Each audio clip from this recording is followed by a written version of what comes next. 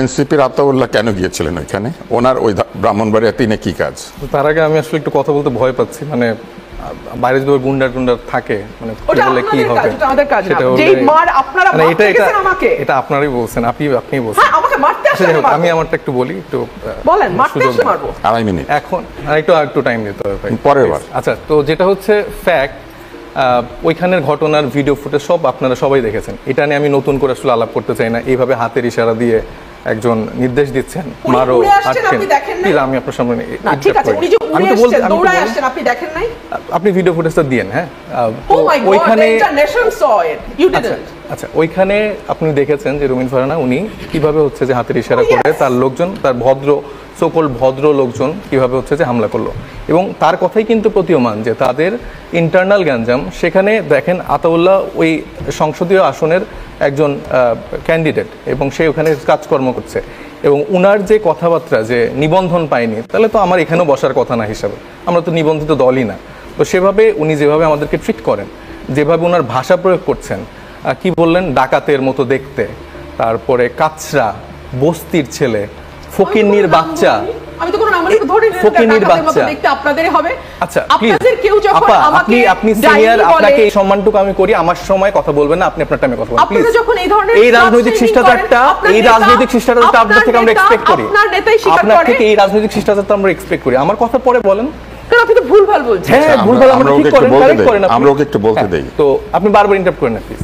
তো এই ট্যাগিংগুলো যে বলছে, এবং কমপ্লিটলি শ্রেণী বৈষম্য, বর্ণ বৈষম্য করে তিনি, আমি টকশোতে দেখলাম যে তিনি বলছেন আমি ফকিন্নির বাচ্চা, ওইভাবে বলিনি, এটা হচ্ছে তাদের মানে মানসিক ফকিন্নিপনা, এটা হলো প্রমাণ হয়, এবং এই 1 বছর এদেরকে আমার সহ্য করতে হচ্ছে। ধরেন এই গণ অভ্যুত্থানটা এরকম ফকিন্নির বাচ্চারা যারা ছিল, ধরেন আমরা যারা ফকিন্নির বাচ্চারা ছিলাম, আমাদের হাসনাতের বাবা রাজমিস্ত্রি ছিলেন, দীর্ঘদিন রাজমিস্ত্রি করার পরে সে প্রবাসে যেয়ে তার কাজকর্ম করে ফ্যামিলিকে চালিয়েছেন, এবং সেই জায়গা থেকে ধরেন হাসনাত উঠে এসছে। এরকম আমাদের ঢাকা বিশ্ববিদ্যালয় বলেন, এবং অন্য অন্য যে জায়গাগুলো আছে, ইভেন একজন শ্রমিকের গল্প বলেন, এই মানুষগুলো হচ্ছে কোনো এলিট ফ্যামিলি থেকে বিলং করে না। এই ফ্যামিলিগুলা ধরেন যে শামীম ওসমানদের সাথে তাদের পারিবারিক বন্ধুত্ব জায়গা থাকে না, শেখ পরিবারের সাথে তাদের বন্ধুত্ব জায়গা থাকে না, আলাদা করে কেউ বলে না যে ফজিতুল্লাহ নেসার মতো আমার একজন বউ লাগবে, এরকম কোট আনকোট অনেক কথা যারা বলে যে 17 বছর ধরে আমাদের দীর্ঘ ত্যাগ, দীর্ঘ জার্নি আছে, সেটা আমরা তো আসলে দেখেছি যে তাদের জার্নিটা কিরকম। একটা কুসুম বিরোধিতা করা, কিন্তু টকশোর কুসুম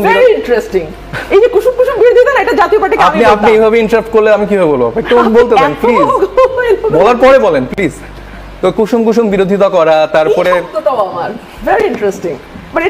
আচ্ছা উনি কি বলবেন না আমি বলবো, এটা আপনি ক্লিয়ার করেন, তাহলে আপনি একটু কন্ট্যাক্ট করেন। এইভাবে থারাজ এরকম করে ইন্টারাপ্ট করে, তাহলে এটা কেমন? তো ওনার একটা খুব পপুলার কথা, সে কথায় বলে যে 15 বছর ধরে হয়নি। তার মানে তিনি আসলে কি বুঝাতে চায় যে 15 বছর ধরে কি হয়নি? 15 বছর ধরে বেগম খালেদা জিয়াকে আটকে রেখে তিলে তিলে মেরে ফেলার ঘটনা হয়েছে, তারপরে 15 বছর ধরে বিএনপির গুম খুন করা হয়েছে। হ্যাঁ, তারা অনেকে হয়তো বা খুব আরামায়েশে ছিল, হয়তো বা কিছু তর্ক বিতর্ক আমরা সোশ্যাল মিডিয়া, টিভিতে দেখতাম, কিন্তু বিহাইন্ড দ্য সিনে তাদের কিন্তু ওই রকম কষ্ট হয় না। তারা, উনি আবার এটা বললে এখন বলবে যে প্লট চাওয়ার কথা বলা হয়েছে, উনি চেয়েছেন তো। হ্যাঁ, উনার ঢাকায়, চট্টগ্রামে উনাদের আমার কথার টাইমে কেন কথা বলছে ভাই? এটা তো একটা বেসিক ম্যানারিজম, আপনি বলবেন। আমি তো তার থেকে এই বেসিক ম্যানারিজম, এই শিষ্টাচারটা তো এক্সপেক্ট করি। আমি তো সময় কথা বলি। বলেন কারণ 15 বছর ধরে উনি এরকম করে কথা বলে এসেছেন, এরকম জায়গাগুলো সে মানে ইউজ করেছেন, এবং তার পরবর্তীতে তার নেতাকর্মীদের আমরা দেখেছি যে একটা বড় গ্রুপ, তারা কিন্তু কোনো আপোষ করেনি। বেগম খালেদা জিয়াকে আমরা বলি যে আপোষের নেত্রী, এবং তাকে আমরা আসলে কোনো দলের ভিতরে আর ফেলি না, তিনি আসলে দলের ঊর্ধ্বে চলে গিয়েছেন। তো এই টাইপের ফিগার, এরা যখন কোনো কিছুতে আপোষ করে না, তখন আমরা দেখি যে একটা নির্বাচনে 4-5 জন বিএনপির কেউ সংরক্ষিত আসন দিয়ে ইলেকশনের ওইটাকে লেজিটিমেট দিয়ে দেয়, লেজিটিমেসিটা উৎপাদন করে। তো এই মানুষগুলো তো মানে তারা অনেককে অনেকভাবে দোষারোপ করে, তো এরাও তো সমানভাবে দায়ী। টকশোতে 2-1টা বড় কথা বলা আর রিয়েলিটি ডিফারেন্ট। আমরা রাজনীতির আমরা দেখতেছি, ফকিন্নির বাচ্চা হয়েও আমরা রাজনীতির এই জন্নাতে থাকি, এবং তাদের যে এলিটিজম এবং তাদের যে চিন্তা যে পরিবারের বাইরে কেউ হইতে পারবে না, তার একটা ভালো ফ্যামিলি ব্যাকগ্রাউন্ড আছে, ভাইদের ভালো ফ্যামিলি ব্যাকগ্রাউন্ড আছে, তো একজন কৃষকের ছেলে কি স্বপ্ন দেখতে পারবে না রাজনীতিতে আসার জন্য? এটা তো একটা মানে চরম মানে ধন্যবাদ, মানসিক সাইফ। উন্মাসিকতা। সাইফ, আমরা এবং একটু- না আমি আমাকে আমরা এখন আমার ওইখানে টাইম অনেক যাবো। ইন্টারাপ্ট করতে পারি, এটা তো একটা চরম মানসিক আপনি উন্মাসিকতা। আবার সুযোগ পাবেন, না আমি তো হলে শেষ এইখানেই করি, আমি তো শেষ হয়ে শেষ করে যাবে। দিই। আচ্ছা আমাকে শেষ আমাকে বলতে দেন। এটা চরম মানসিক উন্মাসিকতা, এটা একটা হাসিনা সিনড্রোম। তিনি যে ভাষায় কথা বলছেন, যেভাবে অ্যাটাক করছেন, যেভাবে ছোট করছেন, তার থেকে তো আমরা অনেক কিছু এক্সপেক্ট করেছি। তার আসলে ক্ষোভের জায়গাটা কই, তার আসলে কষ্টের জায়গাটা কই, হাসিনা কেন চলে গেছে, এটা কেন ভাঙা হয়েছে, আওয়ামী লীগ কেন নিষিদ্ধ হয়েছে। একটু আগে বললো যে আমরা শিওর না যে আসলে আওয়ামী লীগ মানে ইলেকশনে আসবেন কিনা, তাদের ভোট ব্যাংকে সে টার্গেট করছে, তাদেরকে সে কোনোভাবে মানে মিস করা থেকে বাদ দিতে পারছে না, এবং তাদেরকে কোনো না কোনো ফরম্যাটে সে ফিরিয়ে আনতে চায়। তো এই মানুষগুলো তো বাংলাদেশের জন্য শত্রু। তারা বলবে যে ভাই আমার তো অনেক দিনের দীর্ঘ জার্নি, আমার তো এটা ওইটা, বাট দিস ইজ অ্যাবসলিউটলি রং। এবং তারা যেভাবে মানুষকে ছোট করে রাজনীতি করছে, যে ভাষায় কথা বলছে, হাসনাত আব্দুল্লাহ তার ওই ভিডিও দেখে বলেনি, হি ইজ এ জেন্টলম্যান। সে তার কথা যেটা বলেছিলেন আওয়ামী লীগ বিষয়ক সম্পাদক, উনি রাজনৈতিক ভাষায় কথা বলছেন, উনি রাজনৈতিক ভাষায় অ্যাটাক করতেন? উনি তো পুরো শ্রেণী বৈষম্য করলো, উনি পুরো বর্ণ বৈষম্য করলো, গায়ের রং নিয়ে কথা বলছে, তার ফিজিক নিয়ে কথা বলছে, তার ফ্যামিলি নিয়ে কথা বলছে। তো তার মতো এত বড় রাজনীতিবিদ, এত দিনের দীর্ঘ রাজনীতিবিদ, এত ভালো ফ্যামিলি ব্যাকগ্রাউন্ডের মানুষ এরকম কথা কিভাবে বলে? এই তাদের এলিটিজম, এই তাদের ভালো আপনি ব্যাকগ্রাউন্ডের আপনার- পরিচয়। তার চেয়ে তো আমার মনে হয় যে কৃষকের ছেলে অনেক বেটার। আপনি আপনার- আমরা আমাদের রাজনীতিটাতে বলছি যে এইখানে তারা আমাদেরকে 1 বছর ধরে হয়তো সহ্য আপনি করতে পারছে আপনার না। দুইবারের সময় তারা হয়তো ভাবছে যে তারা 1 বছর ধরে আমাদেরকে সহ্য করতে আপনি পারছে না। আপনার কিন্তু দুইবারের সময় একবারে খরচ করে নতুন দিয়েছেন। বাংলাদেশে এই মানুষগুলোকে নিয়ে সাথে হাঁটতে হবে। তাদের যে সো কল্ড যে ফিলোসফিক্যাল জায়গা, ধন্যবাদ। ন্যারেটিভের জায়গা, এগুলো ভাঙতে হবে এবং সব মানুষকে নিয়ে আমরা আসতে হবে। আশারিত সংসদ নির্বাচন, এই কথা বহুবার বলা হয়েছে। আমাদের প্রধান উপদেষ্টা কথা দিয়েছেন ফেব্রুয়ারিতে নির্বাচন হবে, এবং তার সঙ্গে তার সবচাইতে গুরুত্বপূর্ণ যিনি ব্যক্তি, যিনি সব কমিউনিকেশন করে থাকেন, প্রেস সচিব, তিনিও বলেছেন যে নির্বাচন হবেই। অন্যান্যরাও এই বিষয়টিকে সমর্থন করেছেন। বিএনপির স্থায়ী কমিটির সদস্য সালাউদ্দিন সাহেব বলেছেন নির্বাচন নিয়ে সরকার কিংবা বিএনপির সংশয় নাই। আমি আপনার কাছে শুনতে চাই যে সংশয় নাই, কিন্তু মানুষ কেন ভাবছে যে নির্বাচন আদৌ হবে কিনা, হলে কি সেটা গ্রহণযোগ্য নির্বাচন হবে কিনা, কিংবা নির্বাচন কি আসলে কোনো ধরনের প্রভাবমুক্ত থাকবে কিনা? আপনাকে অসংখ্য ধন্যবাদ। এখানে অনেকগুলো বিষয় জড়িত। বিএনপি বাংলাদেশের এই মুহূর্তে সবচেয়ে বড় রাজনৈতিক দল হিসেবে, বিএনপি অতীতে রাষ্ট্র পরিচালনার দায়িত্বে থাকা দল হিসেবে, বিএনপি দীর্ঘ 17 বছর একটা স্বৈরাচার বিরোধী আন্দোলনে সবচেয়ে সক্রিয় রাজনৈতিক দল হিসেবে মাঠে থাকবার একটা হিসাব থেকে ডেফিনেটলি রাষ্ট্রের সরকারের দায়িত্বে যেই ব্যক্তি আছেন তার কথার উপর রাজনৈতিক দল হিসেবে নিশ্চয়ই বিএনপি আস্থা রাখতে চায়। এবং আমাদের দলের টপ থেকে শুরু করে একদম তৃণমূল পর্যায়ের নেতাকর্মী যারা আছেন, আমরা কিন্তু সকলেই ফেব্রুয়ারিকে নির্বাচনের সময় ধরেই আমরা আমাদের প্রস্তুতি শুরু করেছি এবং আমাদের প্রস্তুতি আমরা আমাদের মতন করে চালিয়ে যাচ্ছি। এখন আপনার যে প্রশ্ন, মানুষের মধ্যে নানান রকম সংশয় কেন, এই সংশয় থাকাটাও কিন্তু খুব অস্বাভাবিক না তুষার ভাই। কেন? আপনি দেখুন, এই যে দীর্ঘ 15 বছর, 2008-এ মানুষ লাস্ট ভোট দিয়েছে, আর এখন 25 চলছে, 15 না 17 বছর।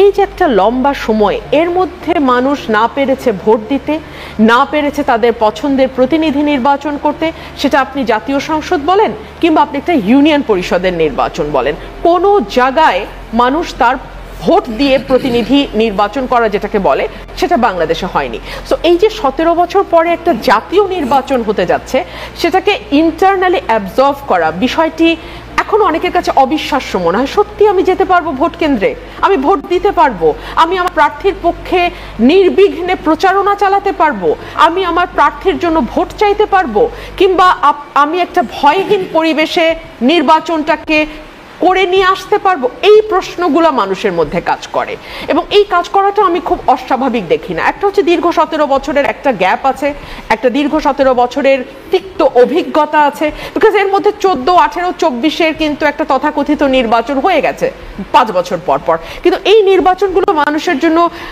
ভীতি তৈরি করেছে, মানুষের জন্য দুঃসহ কিছু বেদনা নিয়ে এসছে, এর বাইরে আর কিছু দিতে পারে নাই।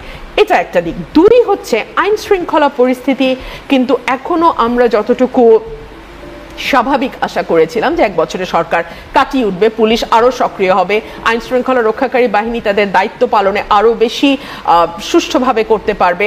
বিশেষ করে আমাদের যেহেতু এখন ম্যাজিস্ট্রেসি পাওয়ার নিয়ে আর্মি আছে মাঠে, তারপরেও কিন্তু প্রতিদিনই আমাদের কোথাও না কোথাও কোনো না কোনো ঘটনার খবর জানতে হয়। সেটা আপনি ধর্ষণের পরিসংখ্যান দেখেন, আপনি হত্যার পরিসংখ্যান দেখেন, কিংবা আপনি মবের বিস্তার দেখেন। সো এই সকল কিছু কিন্তু মানুষকে একরকম আতঙ্কগ্রস্ত করে এবং মানুষকে দ্বিধাদ্বন্দ্বে ফেলে দেয় যে আচ্ছা এখনই এরকম হচ্ছে, নির্বাচন যত ঘনিয়ে আসবে আরো কি পরিস্থিতি না হয়। সো এইগুলোও একটা বড় এফেক্ট ফেলে নির্বাচনে। 3 হচ্ছে আমাদের একটা বড় রাজনৈতিক দল এবং গোষ্ঠী বা এক ধরনের রাজনৈতিক ভাবধারার যে রাজনৈতিক দল আছে, আমি খোলাখুলি বললে আওয়ামী লীগ, তাদেরকে নির্বাচনের বাইরে রেখে এই নির্বাচনটি হবে কিনা এটা কিন্তু আমরা এখনো পরিষ্কার না। মানে আওয়ামী লীগের কার্যক্রম নিষিদ্ধ, কিন্তু আওয়ামী লীগ কি নির্বাচনে অংশ নিতে পারবে কিনা এই ব্যাপারে কিন্তু সরকার এখনো পরিষ্কার করে কিছু বলে নাই। বিচার এবং সংস্কারের পরিস্থিতিটা কি দাঁড়াবে এগুলো নিয়েও মানুষের মধ্যে এক ধরনের আস্থাহীনতা আছে। আমরা কিন্তু অনেক রাজনৈতিক দলকে বলতে শুনছি বিচার বা সংস্কার শেষ না করে কোনো নির্বাচন বাংলাদেশে হবে না। এই কথা যখন আসে, স্বাভাবিকভাবে যে মানুষটি হয়তো সরাসরি রাজনীতির সঙ্গে যুক্ত না, ডিরেক্টলি কোনো পলিটিক্যাল পার্টির পোস্ট হোল্ড করে না, সেই মানুষটি একজন ভোটার, সে আতঙ্কগ্রস্ত হয়ে যায়। আচ্ছা তাহলে তো বিচার সংস্কার কত দূর গেলে নির্বাচন হবে, সেটা কতটুকু হলে আমরা বলবো যে এখন নির্বাচন করা যায়, এটাও একটা প্রশ্ন। প্লাস ফারহান, আপনার কাছে আসি, ধাক্কা দিলেই ধাক্কা আসবেই, এটা আপনি বলেছেন এবং আপনার বিরুদ্ধে অভিযোগ করছে যে আপনারা নিজেরা একটা মারামারি করেছেন এবং গণপরিষদ ও পিআর পদ্ধতি নিয়ে প্রচুর কথাবার্তা হচ্ছে। আপনি এতগুলো প্রশ্ন আমি 2.5 মিনিটে কিভাবে বলবো? আপনি আমাকে এখন 2.5 মিনিট বলবেন, আবার যখন ফিরবো তখন আবার 2.5 মিনিট। ধাক্কা যদি আমার উপর আসে আমি ধাক্কা দেবো। আমি আবারও বলছি, আমি শেষ দিন পর্যন্ত বলবো, আমাকে আপনি ঢিল মারলে আপনাকে পাটকেল খেতেই হবে। ঢিল মেরেছো কেন, দিয়েছো কলসির কানা, তাই বলে প্রেম দেব না। আমি রুমিন ফারহান ওই পদার্থ না, নাম্বার 1। নাম্বার 2, এটা একটা ডিলিমিটেশনের আলোচনা ছিল। ডিলিমিটেশনের আলোচনায় ব্রাহ্মণবাড়িয়া 2কে আমি রিপ্রেজেন্ট করেছি। আমি নিজে আইনজীবী, সো আমার আইনজীবী হায়ার করার দরকার হয়নি। ব্রাহ্মণবাড়িয়া 3-এর ক্যান্ডিডেট একজন ব্যবসায়ী, সো ওনার পক্ষে আইনজীবী হায়ার না করে উপায় ছিল না, উনি হায়ার করেছেন 2জন আইনজীবী, তারা বক্তব্য রেখেছেন। তারপর উনি একটার পর একটা লোক পাঠানো শুরু করেছেন এবং মোটামুটি 12-14 জন ব্রাহ্মণবাড়িয়া 3-এর পক্ষ হয়ে কথা বলেছে। তখন আমি যখন উঠে দাঁড়িয়ে মাইকের কাছে গিয়ে বলার চেষ্টা করেছি যে এটা তো হতে পারে না, এক তরফে 12 জন বলছে, এক তরফে আমি, তাহলে আমি আবার কাউন্টার দেই, মানে রিবাটাল যেটাকে বলে, আপনি তো বিতার্কিক, আপনি জানেন রিবাটালের একটা ব্যাপার থাকে, তাহলে আমি রিপিউট করি, রিবাট করি। ওই সময় ওনাদের দলের এনসিপির একজন সদস্য আতাউল্লাহ, ভদ্রলোকের নামও আমি জীবনে শুনি নাই, চেহারা দেখার তো প্রশ্নই আসে না। সো উনি যখন আমাকে ধাক্কা দিলেন, I thought it must be from Brahmanbaria 3, মানে ব্রাহ্মণবাড়িয়া 3-এর যিনি বিএনপির ক্যান্ডিডেট তার কেউ। ধাক্কা দিলেন, ঠিক আছে। তখন ওনাকে নির্বাচন কমিশনের যারা আছেন তারা ওনাকে পেছনে নিয়ে গেলেন, পুলিশ কর্মকর্তাও। সেখান থেকে উনি উড়ে এসে আমাকে আরেকবার মারতে গেলেন। এই ভিডিওটা আপনারা কেউ দেখেননি যদি বলেন মিথ্যাচার হবে। প্রথম আলোতে এটা মিলিয়ন ভিউ হয়েছে এবং তারপরে হাসনাত আব্দুল্লাহ আজকে বলেছে রুমিন ফারহানার ব্যাপারে বুলিং শেমিং স্টপ করা উচিত। So he realised, but it took 24 hours for him to realise, number 1। এই জন্য আমি বলতে চেষ্টা করেছিলাম যে আমি যখন সংবাদ সম্মেলন করছি, মিট দ্য প্রেস করছি, তখনও কিন্তু আমি জানি না who is Ataullah or who pushed me. I thought he is someone from Brownbaria 3 representing the candidate of Brownbaria 3. He didn't say I'm from NCP. He just pushed me. So obviously I was shocked. এবং 2বার যখন সে পরের বার তেড়ে আসলে তো আমার কর্মীরা বসে বসে ললিপপ খাবে না, so they took the measure. এবং ভবিষ্যতের জন্য এটা একটা সিগন্যাল যে আমার গায়ে আপনি হাত দিতে আসলে আমি আপনার গায়ে হাত দেব, সিম্পল। আমি রাজনীতি করতে আসছি, আমি রবীন্দ্রসঙ্গীতের আসর জমাইতে আসি নাই। আর 2 হইল, দেখুন এনসিপির বয়সের একটা দোষ আছে, অস্থির। ওরা যদি এই ভিডিওটা আগে দেখতো তাহলে কিন্তু এই ভুল বুঝাবুঝি তৈরি হয় না। হাসনাত এতগুলো কথা গিয়ে কমিশনে দাঁড়ায় বলে না, আপনার কর্মী আপনাকে তার ভার্সন অফ ফ্যাক্ট বলবে, আমার কর্মী আমাকে এসে আমার ভার্সন অফ ফ্যাক্ট বলবে।